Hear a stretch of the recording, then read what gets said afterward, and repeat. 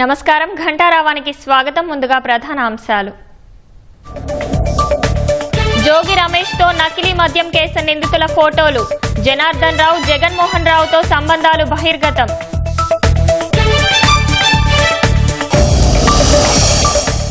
నకిలీ మద్యం కేసును తప్పుదోవ పట్టించేలా వైసీపీ కుట్రలు. సూత్రధారులు పాత్రధారులకు చుక్కలు చూపిస్తామన్న కొల్లు రవీంద్ర. కేబినెట్ సబ్ కమిటీకి సమస్యలు విన్నవించిన ఉద్యోగ సంఘాలు. దీపావళి కానుక ఇస్తారనే నమ్మకం ఉందన్న నేతలు.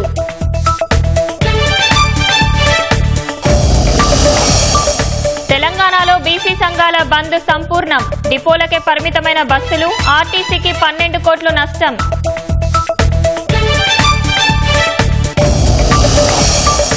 బంగ్లాదేశ్ ఢాకా ఎయిర్పోర్టులో భారీ అగ్ని ప్రమాదం. కార్గో టెర్మినల్లో ఎగిసిపడ్డ మంటలు, చుట్టుముట్టిన పొగ.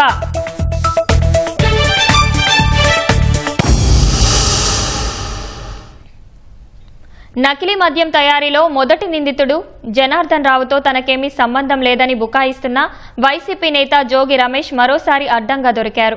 నకిలీ మద్యం కేసులో ఏగా ఉన్న జనార్దన్ రావుతో పాటు ఆయన తమ్ముడు జగన్మోహన్ రావులతో జోగి రమేష్ కలిసి ఉన్న ఫోటోలు బయటకు వచ్చాయి.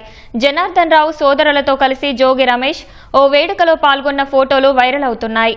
మొన్న వాంగ్మూలం, నిన్న వాట్సాప్ చాట్, నేడు ఫోటోలు, ఇలా నకిలీ మద్యం కేసులో జోగి జనార్దన్ మధ్య లింకులు ఒక్కొక్కటిగా బయటకు వస్తున్నాయి.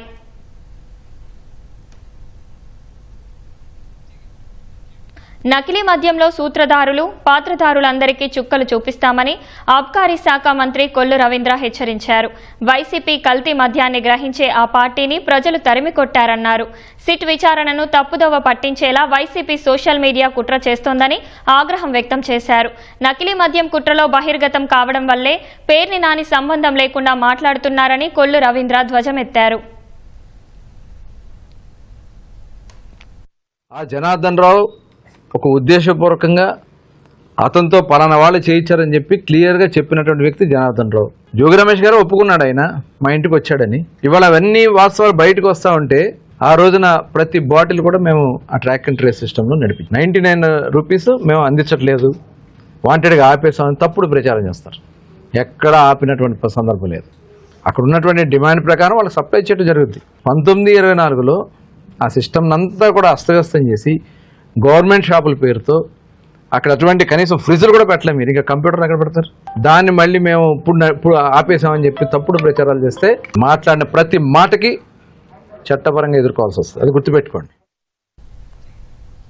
ప్రజల్లో వైషమ్యాలు రెచ్చగొట్టేలా వైసీపీ నేతలు ప్రవర్తిస్తున్నారని మంత్రి పార్థసారథి మండిపడ్డారు. వైసీపీ నేతలు కల్తీ మద్యం గురించి మాట్లాడడం విడ్డూరంగా ఉందన్నారు. సిట్ రిపోర్టుకు అనుగుణంగా ములకల చెరువు నకిలీ మద్యం వ్యవహారంపై చర్యలుంటాయని మంత్రి పార్థసారథి స్పష్టం చేశారు. నిజం ఉంటే, వాస్తవం ఉంటే మీ కార్యకర్తలు కానీ మీ నాయకులు కానీ ప్రతి షాప్కి ప్రతి బార్కి కూడా వెళ్ళి ఈ యాప్ని ఉపయోగించుకుని నకిలీదా లేకపోతే కరెక్ట్ మద్యం చేస్తున్నారా, సప్లై చేస్తున్నారా తెలుసుకోమని చెప్పేసి నేను తెలియజేస్తా ఉన్నాను. నేను ఆ రోజు ఆఖరికి స్కూటర్లలో, ద్విచక్ర వాహనాల్లో కూడా పెట్టి డోర్ డెలివరీ చేసిన విషయాన్ని మర్చిపోయినట్టున్నారు వైఎస్ఆర్ కాంగ్రెస్ పార్టీ నాయకులు అని చెప్పేసి మనం చేస్తాను. 25% డిజిటల్ పేమెంట్ జరుగుతున్నాయి, 75% ఎక్కడికి వెళ్ళిపోతున్నాయని చెప్తున్నారు. ఈరోజు ప్రైవేటు వాళ్ళ ద్వారా షాపులు నిర్వహించబడతా ఉన్నాయి. ప్రభుత్వ అధికారులతో లేకపోతే ఎంఆర్ఓలతో మేము మద్యం అమ్మించట్లా. సాక్షాత్తు ఎవరైతే నిందితుడు ఉన్నారో ఆయనే చాలా స్పష్టంగా చెప్పారు. ఆయన ఆధ్వర్యంలోనో లేకపోతే ఆయన ప్రోత్సాహంతోనే 2 సంవత్సరాలు చేశాము. అదేవిధంగా తెలుగుదేశం పార్టీ వచ్చిన తర్వాత కూడా ఈ వ్యాపారాన్ని చేయమని ప్రోత్సహించారు. మరి ఆయనే కావాలని చెప్పేసి తెలుగుదేశం పార్టీ ప్రభుత్వం మీద బురద జల్లటానికి ప్రయత్నం చేస్తున్నాడని చెప్పేసి కూడా ఆయన స్పష్టంగా చెప్పారు. సిట్ రిపోర్టుకు ఆధారంగా ఎవరున్నా సరే వారి మీద కఠినమైన చర్యలు చట్టపరంగా తీసుకుంటామని చెప్పేసి కూడా తెలియజేస్తారు. దీపావళికి ప్రభుత్వం నుంచి శుభవార్త ఆశిస్తున్నామని ఉద్యోగ సంఘాల నేతలు తెలిపారు. పీఆర్సీ ఏర్పాటుతో పాటు పెండింగ్ డీఏలు చెల్లింపులు చేయాలని వారు విజ్ఞప్తి చేశారు. ఉద్యోగుల సమస్యల పరిష్కారానికి మంత్రులు పయ్యావుల కేశవ్, నాదెండ్ల మనోహర్, సత్యకుమార్ సభ్యులుగా ఏర్పాటైన మంత్రివర్గ ఉపసంఘంతో ఉద్యోగుల సంఘాల నేతలు సచివాలయంలో సమావేశమయ్యారు. దాదాపు 4 గంటల పాటు జరిగిన చర్చల్లో ప్రభుత్వ ఆర్థిక ఇబ్బందులపై మంత్రులు పవర్ పాయింట్ ప్రజెంటేషన్ ఇచ్చారు. చర్చలు సుహృద్భావ వాతావరణంలో జరిగాయని ఉద్యోగ సంఘాల నేతలు చెప్పారు. మంత్రుల బృందం ముఖ్యమంత్రితో సమావేశమై ఉద్యోగుల సమస్యలపై నిర్ణయాలు తీసుకునే అవకాశం ఉందన్నారు. ఇంటీరియం రిలీఫ్ ఇవ్వాలి, ముందు పీఆర్సీ కమిటీ చైర్మన్ వేయండి, వేసినాక ఐఆర్ ఇవ్వండి. మేము ఇప్పుడు ఐఆర్ ఇవ్వకపోవడం వల్ల కోల్పోతున్నాం, కమిటీ చైర్మన్ వేయకపోవడం వల్ల సంవత్సరాలు కోల్పోతున్నాం. ఈ పరిస్థితిని చేసి చైర్మన్ అపాయింట్ చేయండి అని అడిగాం. మంత్రులు, చీఫ్ సెక్రటరీ, మీకు ఫైనాన్స్ సెక్రటరీ, మంత్రుల కమిటీ వీళ్ళందరూ ముఖ్యమంత్రి గారిని కలుస్తారు. కలిసి ఉద్యోగ నాయకులతో వాళ్ళు ఏమైతే చర్చించారో, మేము ఏదైతే పెట్టారో ఆ ప్రియారిటీ వైజ్ ముఖ్యమంత్రి గారికి బ్రీఫ్ చేస్తారు. ముఖ్యమంత్రి గారికి బ్రీఫ్ అయిపోగానే 5:30 గంటలకు మేము వెళ్ళి ముఖ్యమంత్రి గారిని కలుస్తాం.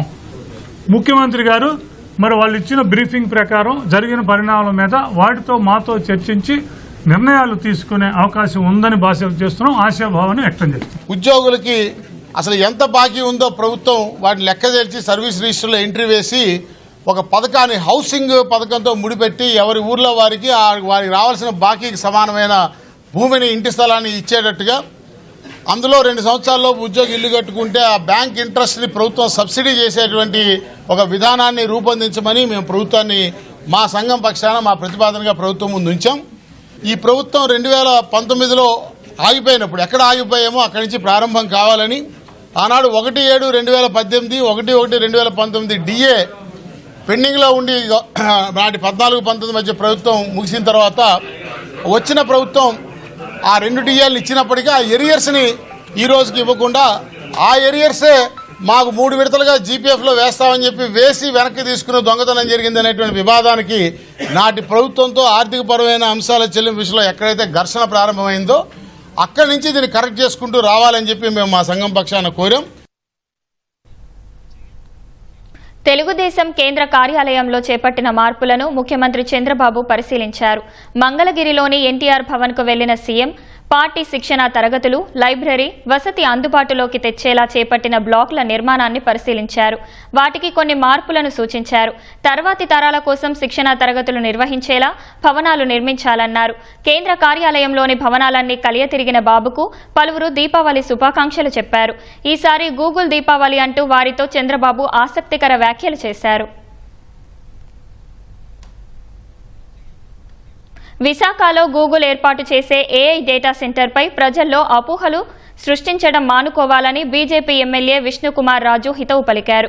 గూగుల్ రాకతో విశాఖ రూపురేఖలే మారిపోతాయని చెప్పారు. విశాఖలో సూపర్ జీఎస్టీ, సూపర్ సేవింగ్స్ అవగాహన కార్యక్రమంలో విష్ణుకుమార్ రాజు పాల్గొన్నారు. గూగుల్ డేటా సెంటర్ ప్రారంభమైతే పరోక్షంగా 30,000 ఉద్యోగాల వరకు వస్తాయన్నారు. ఎనర్జీ మీద పెద్ద ఎత్తున ఫోకస్ పెట్టడం వలన మనం పవర్ కి ప్రాబ్లం లేదు. Power will be taken care, there is no problem. అట్లాగే మనం దుబాయ్లో కానీ ఇతర దేశాల్లో కానీ ఏదైతే సముద్రపు నీళ్ళ నుంచి కూడా మనము డీసాలినేషన్ చేసి ఆ వాటర్ను కూడా వాడే పరిస్థితి ఉంది. ఇది ఒక్కటే కాకుండా పోలవరం నుంచి వచ్చే మనకి ఏదైతే సముద్రంలోకి ఖాళీగా వేస్ట్ ఆ వాటర్, మంచి వాటర్ సముద్రంలోకి వెళ్లిపోయే పరిస్థితి ఉందో ఆ వాటర్ని కూడా విశాఖపట్నం వచ్చే పరిస్థితి ఉంది. ఇండస్ట్రియల్ నీడ్స్ ని దాని ద్వారా మనం తీర్చుకునే దానికి అవకాశం ఉంది. కాబట్టి ఊరికే లేనిపోయిన ఏదో పబ్లిక్ లో జరుగుతుందా జరగదా అనే అపోహలు క్రియేట్ చేయడానికి ఎవరైనా మాట్లాడి ఉండొచ్చు, కానీ దానికి ఏ విధమైన ఇబ్బంది లేదు. ఏలూరు జిల్లాలో గంజాయి అక్రమ రవాణా, వినియోగంపై ఉక్కుపాదం మోపుతున్నామని జిల్లా ఎస్పీ ప్రతాప్ శివకిషోర్ అన్నారు. జిల్లా వ్యాప్తంగా నమోదైన 58 కేసులలో స్వాధీనం చేసుకున్న సుమారు 3.5 టన్నుల గంజాయి పర్యావరణానికి హాని కలిగించని పద్ధతిలో ధ్వంసం చేయనున్నట్లు వెల్లడించారు. ఏలూరు పరేడ్ మైదానంలో ధ్వంసం చేసేందుకు సిద్ధంగా ఉంచిన గంజాయి బస్తాలను ఎస్పీ పరిశీలించారు. వీటిని గుంటూరులోని జిందాల్ అర్బన్ వేస్ట్ మేనేజ్మెంట్ సెంటర్కు తరలించనున్నట్లు తెలిపారు. గంజాయిని దహనం చేయడం ద్వారా కాలుష్యం తక్కువగా ఉండేలా జాగ్రత్తలు తీసుకుంటున్నట్లు ఎస్పీ వివరించారు. ఏలూరు జిల్లాలో నమోదైన 58 కేసుల్లో ఇంతకుముందు స్వాధీనం చేసుకున్న 3,403 కిలోల 750 గ్రాముల గంజాయిని ఎన్డీపీఎస్ చట్టం ప్రకారం జిందల్ అర్బన్ వేస్ట్ మేనేజ్మెంట్ సెంటర్లో డిస్ట్రక్షన్కి, ఇన్సినరేట్ చేయడానికి ఈరోజు ప్రోగ్రాం ఏర్పాటు చేయడం జరిగింది. అంతేకాకుండా మన దగ్గర ఉన్న NH ని వాడుకొని ఒడిశా లాంటి రాష్ట్రాల నుంచి ఈ గంజాయిని ఇతర రాష్ట్రాలకి మన రాష్ట్రంలో వ్యాపింపజేసే కొన్ని స్మగ్లర్ ముఠాలను కూడా మనము ఇటీవల కాలంలో అరెస్ట్ చేయడం జరిగింది. స్థానిక సంస్థల ఎన్నికల్లో బీసీలకు 42% రిజర్వేషన్ల అమలు కోసం బీసీ సంఘాల సమాఖ్య చేపట్టిన తెలంగాణ బంద్ కొనసాగుతోంది. అత్యవసర సేవలు మినహా మిగతా రంగాలన్నీ బంద్ పాటిస్తున్నాయి. తెలంగాణ ఆర్టీసీ బస్సులను బయటకు రానియకుండా డిపోల ముందు జేఏసీ నేతలు నిలువరించారు. జాతీయ రహదారులు దిగ్బంధం, టోల్ ప్లాజాల వద్ద నిరసనలు చేపట్టారు. దుకాణాలు, పెట్రోల్ బంకులు, ఇతర వ్యాపారాల వారంతా బంద్లో పాల్గొని మద్దతు తెలుపుతున్నారు. బంద్కు అన్ని రాజకీయ పార్టీలు, ప్రజా సంఘాలు మద్దతు ప్రకటించడంతో రాష్ట్ర వ్యాప్తంగా నిరసనలు కొనసాగుతున్నాయి. రిజర్వేషన్ల అంశాన్ని 9వ షెడ్యూల్లో చేర్చి చట్ట సవరణ చేయాలని బీసీ ఐకాస నేతలు డిమాండ్ చేస్తున్నారు. తెల్లవారుజామున ప్రారంభమైన బంద్ సాయంత్రం 5 గంటల వరకు కొనసాగనుంది.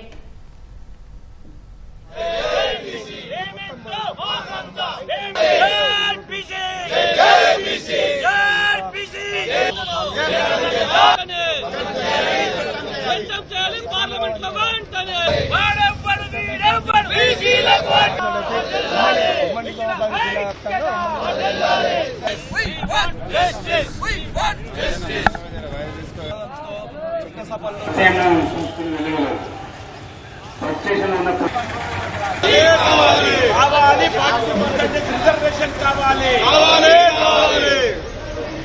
జై బీసీ. బీసీల ఆటరా, తెలంగాణ ఆటరా, బీసీల ఆటరా, తెలంగాణ సాధిద్దాం, సాధిద్దాం రిజర్వేషన్, సాధిద్దాం, సాధిద్దాం, సాధిద్దాం రిజర్వేషన్, సాధిద్దాం.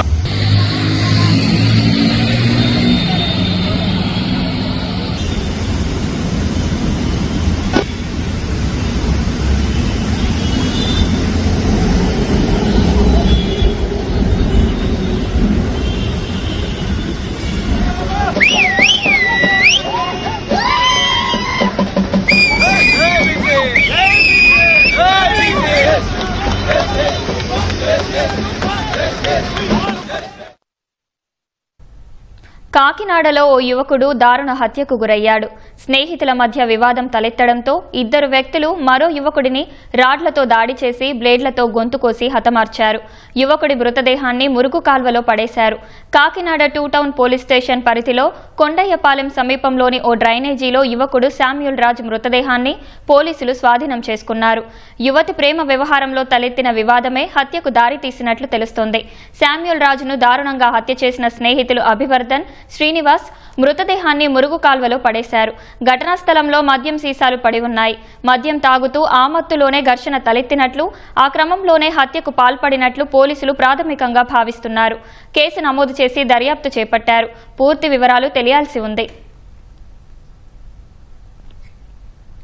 అవసరాల కోసం తాకట్టు పెట్టిన బంగారాన్ని తిరిగి ఇవ్వడం లేదంటూ పార్వతీపురంలోని ఓ బంగారం దుకాణంలో విజయ్ కుమార్ అనే వ్యక్తి ఆందోళన చేశారు.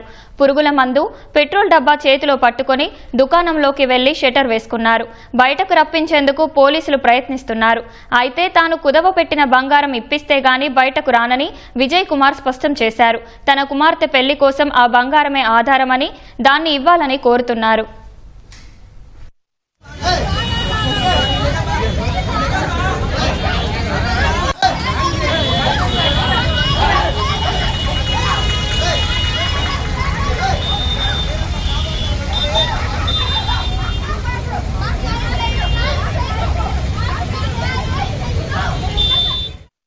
వీళ్ళ నాన్న, వీళ్ళ అమ్మ, వీళ్ళందరూ ఉన్నప్పుడు తనఖా పెట్టాను. 2017లోనే 30 తులాల బంగారం తనఖా పెట్టాను. పెట్టినప్పుడు ఏం చేస్తే మన చేత రాయించుకుంటారు తప్ప అదైతే కాగితాలు ఇవ్వలేదు. వాళ్ళ నాన్న వడ్డీ ప్రతి నెల నెల వడ్డీ కట్టించాను. కట్టిన తర్వాత చచ్చిపోయిన 2 మాసాలు పోయిన తర్వాత వెళ్తే అంకుల్ గారు మీ చీటీ ఏటేటి ఉన్నాయో మీరు రాసి ఇవ్వండి, నేను తీస్తానన్నారు. మరి 6 మాసాలు తిప్పిన తర్వాత అంకుల్ గారు మీ వస్తువులు ఉన్నాయి వచ్చి పట్టుకెళ్ళిపోయి వెళ్ళిన తర్వాత 11.5 తులాలు చూపెట్టారు. చూపెట్టిన తర్వాత అవునమ్మా నేను పెట్టింది 30 తులాలు అయితే నువ్వు 11.5 తులాలు చూపెడితే ఎలాగని చెప్పి నేను అడగడం జరిగింది. అయితే 6 మాసాలు పోయిన తర్వాత వెళ్ళిన తర్వాత నువ్వు ఎవడో మాకు తెలియదు, మీకు మాకు సంబంధం లేదు అని ఏం చేసుకోండి అంటారు. ఇవన్నీ ఆడియో రికార్డింగ్ మొదట్లో ఈ వస్తువులు ఉన్నాయి పట్టుకెళ్ళిపోయిన ఆడియో రికార్డింగ్ అన్నీ ఉన్నాయి. ఉన్న తర్వాత నుంచి చూపెడితే పోలీస్ కంప్లైంట్ ఇవ్వడం జరిగింది, ఎస్పీ గారికి కంప్లైంట్ ఇవ్వడం జరిగింది. మా పిల్లకి నేను ఎప్పుడు పెళ్లి చేస్తాను, ఏం చేస్తాను చెప్పండి. ఇప్పుడు 5 సంవత్సరాలు పెట్టి తిరుగుతాను, ఇప్పుడు కాదు. నా కూతురు పెళ్లి సంబంధం సెటిల్ అయింది. నా పిల్ల భవిష్యత్తు ఏంటి, నా భవిష్యత్తు ఏంటి? నీ డబ్బు తగ్గట్టు, నీ బంగారం తగ్గట్టు డబ్బులు ఇచ్చేస్తాను, నువ్వు సంతకం పెట్టి నీకు 2 రోజులు పోయిన తర్వాత 2 రోజులు పోయిన తర్వాత నాకు వద్దు, ఇప్పుడు ఇవ్వండి. ఎంతో కొంత నీ ఇస్తే నేను ఓకేనా అంటే ఇవ్వలేదు. సంతకం పెట్టి కూడా బలవంతం చేశారు. నేను అయితే మటుకు సంతకం పెట్టలేదు. 2 అన్నదమ్ములు అయితే మటుగా సంతకం పెట్టారు. అది జరిగింది సార్. తెలంగాణలోని కొమరం భీం ఆసిఫాబాద్ జిల్లా దహేం మండలం గెర్రే గ్రామంలో దారుణం జరిగింది. 9 నెలల నిండు గర్భిణిని మామ సత్తయ్య గొడ్డలితో అతి కిరాతకంగా హత్య చేశాడు. గతేడాది రాణి శేఖర్ ప్రేమ వివాహం చేసుకున్నారు. నిండు గర్భిణి కావడంతో పురుడు కోసం రాణి పుట్టింటికి వెళ్లింది. రాణి పుట్టింట్లో ఎవరూ లేని సమయం చూసి కోడలిని దారుణంగా హత్య చేశాడు. కొడుకు ప్రేమ వివాహం ఇష్టం లేక కోడలిని నరికి చంపేశాడు. బాపట్ల జిల్లా మార్టూరు చిలకలూరిపేట సరిహద్దు వద్ద చెన్నై నుంచి మంగళగిరికి న్యూస్ ప్రింట్తో వెళ్తున్న భారీ కంటైనర్ దహనమైంది. కంటైనర్ ముందు చక్రం టైర్ పేలడంతో అదుపు తప్పింది. డీజిల్ ట్యాంక్ నుంచి ఆయిల్ కారటంతో మంటలు చెలరేగాయి. అగ్నిమాపక అధికారులు సంఘటనా స్థలానికి చేరుకొని మంటలను అదుపు చేశారు. మార్టూరు సీఐ శేషగిరిరావు ఘటనాస్థలికి చేరుకొని ప్రమాదంపై వివరాలు సేకరించారు. శ్రీ బాలాజీ యాక్షన్ ఆసుపత్రులు మరో 900 పడకలను త్వరలోనే ప్రజలకు అందుబాటులోకి తీసుకురానున్నట్లు సంస్థ ఉపాధ్యక్షుడు నందకిషోర్ అగర్వాల్ ప్రకటించారు. హర్యానాలోని హిస్సార్లో 25 పడకలతో మొదలైన ఆసుపత్రులు త్వరలో 1500కు చేరుకోనున్నట్లు తెలిపారు. తన తండ్రి లాలా మున్నీలాల్ మాంగేరామ్ చారిటబుల్ ట్రస్ట్ ద్వారా కూడా అనేక సేవలను ప్రజలకు అందుబాటులోకి తెచ్చినట్లు వెల్లడించారు. రానున్న రోజుల్లో సేవలను మరింత విస్తృతం చేయనున్నట్లు పేర్కొన్నారు. దీపావళి సందర్భంగా సంస్థ ఉద్యోగులతో కలిసి యాజమాన్యం సంబరాలు జరుపుకుంది. దంతెరాస్ సందర్భంగా ఉద్యోగులతో గడపడం ఆనందాన్నిచ్చిందని నందకిషోర్ అగర్వాల్ తెలిపారు. हमारे पिताजी ने सन 80 में पहला हॉस्पिटल 25 बेड का हिसार में बनाया. उसके बाद में उन्होंने हिसार में 80 बेड का हॉस्पिटल चालू किया और 95 में उन्होंने ये सोचा हे प्रभु हमें अगर जमीन दिल्ली में मिल जावे हम दिल्ली में भी बना लेवे. तो भाई लक्की थे कि डीडीए ने हमें जगह दे दी. पहले Balaji action medical institute start हुआ जिसमें 400 बेड थे और उसके बाद में एक्सर कैंसर हॉस्पिटल चालू हुआ जिसमें 150 बेड है. तो अभी टोटल मिला के 600 बेड चल रहे हैं. इस बिल्डिंग के अंदर अनदर 900 बेड चालू हो जाएंगे तो टोटल 1500 बेड हो जाएंगे. और इस हॉस्पिटल का सबसे बड़ी खूबी है इसका एक पैसा भी घर में जाना पाप है, समाज के लिए लगेगा. और यहाँ पैसे वाला आवे ना पैसे वाला आवे हर एक का ट्रीटमेंट होता है. బంగ్లాదేశ్ రాజధాని ఢాకాలోని హజ్రత్ షాహ్ జలాల్ అంతర్జాతీయ విమానాశ్రయంలో భారీ అగ్ని ప్రమాదం సంభవించింది. విమానాశ్రయంలోని దిగుమతి చేసుకున్న సరుకును నిల్వ చేసే కార్గో టెర్మినల్లో మంటలు ఎగిసిపడ్డాయి. నల్లని పొగలు ఆ ప్రాంతాన్ని చుట్టేశాయి. కొన్ని కిలోమీటర్ల దూరం నుంచి ఆ దట్టమైన నల్లని పొగ కనిపించింది. ప్రమాదం సంభవించిన వెంటనే అప్రమత్తమైన అధికారులు అన్ని విమాన కార్యకలాపాలను నిలిపివేశారు. ఘటనాస్థలికి చేరుకున్న ఎయిర్పోర్టు సిబ్బందితో పాటు వాయుసేన, నావికా దళాలు మంటలను అదుపు చేసినట్లు బంగ్లాదేశ్ పౌర విమానయాన శాఖ తెలిపింది. టెర్మినల్లో ఎంత సరుకు కాలిపోయిందో, ఎంత ఆస్తి నష్టం జరిగిందో ఇప్పుడే చెప్పలేమని వివరించింది. ఆపరేషన్ సింధూర్ సందర్భంగా చావు దెబ్బతిన్న పాకిస్తాన్కు బుద్ధి రావడం లేదు. భారత్ ఏ చిన్న కవ్వింపు చర్యకు పాల్పడినా తమ ప్రతిస్పందన చాలా తీవ్రంగా ఉంటుందని పాకిస్తాన్ సైన్య అధ్యక్షుడు ఆసిమ్ మునీర్ ప్రగల్భాలు పలికారు. దెయ్యాలు వేదాలు వల్లించినట్లు అణ్వస్త్రాలు కలిగి ఉన్న దేశాల మధ్య యుద్ధానికి చోటు లేదంటూ మునీర్ సూక్తులు చెప్పారు. అటు శాంతి కావాలా, ఘర్షణ కావాలా తేల్చుకోవాలని అఫ్ఘాన్లోని తాలిబన్లకు సూచించారు. తాజాగా ఆఫ్ఘనిస్తాన్పై పాక్ జరిపిన వైమానిక దాడుల్లో 3 క్రికెటర్లు సహా 10 మంది ప్రాణాలు కోల్పోయారు. ఆఫ్ఘనిస్తాన్లోని ఈస్టర్న్ పాక్టికా ప్రావిన్స్ పై పాకిస్తాన్ చేసిన వైమానిక దాడిలో 3 ఆఫ్ఘాన్ దేశవాళీ క్రికెటర్లు సహా 10 మంది పౌరులు ప్రాణాలు కోల్పోయారు. పలువురు తీవ్రంగా గాయపడ్డారు.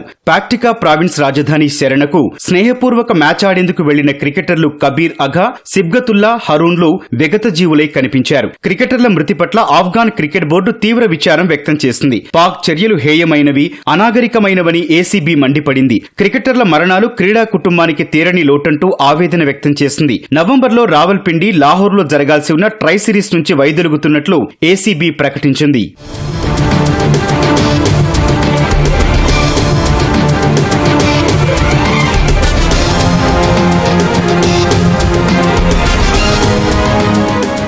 దోహాలో శాంతి చర్చలు ముగిసేంత వరకు 48 గంటల కాల్పుల విరమణ ఒప్పందాన్ని పొడిగించేందుకు పాక్ ఆఫ్ఘాన్ అంగీకరించాయి. ఈ నేపథ్యంలోనే వజీరిస్తాన్ జిల్లా సమీపంలో జరిగిన ఆత్మాహుతి దాడిలో 7 పాకిస్తాన్ సైనికులు చనిపోయారు. అందుకే ప్రతీకార దాడులకు దిగామని తెహ్రీక్ ఏ తాలిబాన్ పాకిస్తాన్ అనుబంధ ఉగ్ర సంస్థ హఫీజ్ గుల్ బహదూర్ గ్రూప్ ని లక్ష్యంగా చేసుకుని దాడులు చేశామని పాకిస్తాన్ చెబుతోంది. ఆఫ్ఘాన్ కు శాంతి కావాలా, ఘర్షణ కావాలా, తాలిబాన్లు తేల్చుకోవాలని పాక్ ఆర్మీ చీఫ్ అసీం మునీర్ ఈ సందర్భంగా వ్యాఖ్యానించారు. శాంతి కావాలంటే ఆఫ్ఘాన్ భూభాగం నుంచి పాక్ పై సీమాంతర ఉగ్రవాదానికి పాల్పడుతున్న ముష్కరుల్ని ఏరివేయాలని సూచించారు. ఆఫ్ఘాన్ నుంచి తమపై దాడులు చేసే ప్రాక్సీలను మట్టిలో కలిపేస్తామని హెచ్చరించారు. ఇదే సమయంలో భారత్ పైన పాకిస్తాన్ ఆర్మీ చీఫ్ నోరు పారేసుకున్నారు. ఇలాంటి పరిస్థితుల్లో భారత్ తమపై చిన్న కవ్వింపు చర్యకు దిగినా పాక్ ప్రతిస్పందన తీవ్రంగా ఉంటుందంటూ మేకపోతు గాంభీర్యం ప్రదర్శించారు. అబటోబాద్ సైనిక శిక్షణా కేంద్రంలో నిర్వహించిన కార్యక్రమానికి హాజరైన మునీర్ అణ్వస్త్ర వాతావరణంలో యుద్ధానికి చోటు లేదని భారత సైనిక నాయకత్వానికి సలహా ఇస్తున్నానంటూ బీరాలు పలికారు. ఆపరేషన్ సింధూర్ సమయంలో భారత్ చేతిలో చావు దెబ్బతిన్నా తామే విజయం సాధించామని డబ్బా కొట్టుకున్నారు. పాకిస్తాన్ ను అస్థిరపరిచేందుకు ఉగ్రవాదాన్ని భారత్ ఆయుధంగా ఉపయోగిస్తోందంటూ అసత్య ఆరోపణలు చేశారు. ఆఫ్ఘాన్ మట్టిలో ఉన్న ఉగ్రవాదులు మట్టిలో కలిసిపోతారని తెహ్రీకే తాలిబాన్ ఉగ్ర సంస్థను ఉద్దేశించి వ్యాఖ్యానించారు.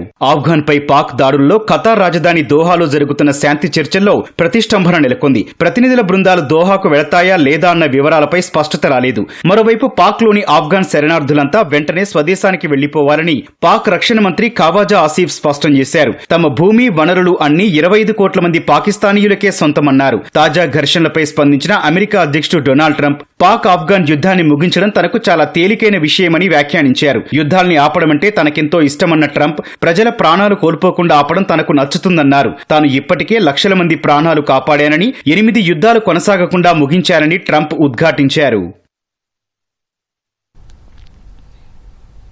ఫాస్టాగ్ వార్షిక టోల్ పాస్ ను ఇతరులకు కానుకగా ఇవ్వొచ్చని జాతీయ రహదారుల ప్రాధికార సంస్థ NHAI ప్రకటించింది. రాజ్మార్గ్ యాత్ర యాప్లో యూజర్లు యాడ్ పాస్ పై క్లిక్ చేసి వాహనం నెంబర్, ఫాస్టాగ్ టోల్ పాస్ ను కానుకగా ఇవ్వాలనుకుంటున్న వారి వివరాలు నమోదు చేయాలని సూచించింది. ఓటీపీ వెరిఫికేషన్ తర్వాత అటాచ్ చేసిన వాహనానికి ఫాస్టాగ్ యాక్టివేట్ అవుతుందని NHAI తెలిపింది. దేశవ్యాప్తంగా ఉన్న 1150 టోల్ ప్లాజాలో ఫాస్టాగ్ వార్షిక టోల్ పాస్ చెల్లుబాటు అవుతుంది. ఒక్కసారి 3000 చెల్లించి ఈ పాస్ తీసుకుంటే ఏడాది పాటు లేదా 200 సార్లు టోల్ ప్లాజాల గుండా ప్రయాణించవచ్చు. ఈ సదుపాయం కేవలం నాన్ కమర్షియల్ ప్రైవేట్ వాహనాలకు మాత్రమే వర్తిస్తుంది. ఈ ఏడాది పండుగల సీజన్లో ఆర్థిక వ్యవస్థ పుంజుకోవటానికి జీఎస్టీ స్లాబుల తగ్గింపు ప్రధాన చోదకంగా మారినట్లు కేంద్ర మంత్రులు తెలిపారు. జీఎస్టీ సంస్కరణల వల్ల డిమాండ్ పెరగడంతో పాటు ధరలు తగ్గాయని, దానివల్ల ఆటోమొబైల్, ఎలక్ట్రానిక్స్, FMCG సహా ఇతర రంగాల్లో గణనీయమైన వృద్ధి కనిపిస్తున్నట్లు చెప్పారు. జీఎస్టీ తగ్గింపు వినియోగదారులకు ఎంతో ఉపయోగపడుతోందని, కొన్ని వస్తువుల ధరలు ఊహించిన దానికంటే ఎక్కువగా తగ్గినట్లు కేంద్ర మంత్రులు తెలిపారు. ఢిల్లీలో నిర్వహించిన సంయుక్త మీడియా సమావేశంలో కేంద్ర ఆర్థిక మంత్రి నిర్మలా సీతారామన్, కేంద్ర ఐటీ శాఖ మంత్రి అశ్విని వైష్ణవ్, కేంద్ర వాణిజ్య శాఖ మంత్రి పీయూష్ గోయల్ పాల్గొన్నారు. నవరాత్రి వేడుకల తొలి రోజు జీఎస్టీ తగ్గింపు అమల్లోకి వచ్చినట్లు కేంద్ర ఆర్థిక మంత్రి నిర్మలా సీతారామన్ తెలిపారు. ఈ నిర్ణయాన్ని ప్రజలు స్వాగతిస్తున్నట్లు చెప్పారు. ప్రపంచవ్యాప్తంగా కల్లోల పరిస్థితులు ఉన్నప్పటికీ దేశ ఆర్థిక వ్యవస్థ వృద్ధి పదంలో సాగుతున్నట్లు కేంద్ర వాణిజ్య శాఖ మంత్రి పీయూష్ గోయల్ తెలిపారు.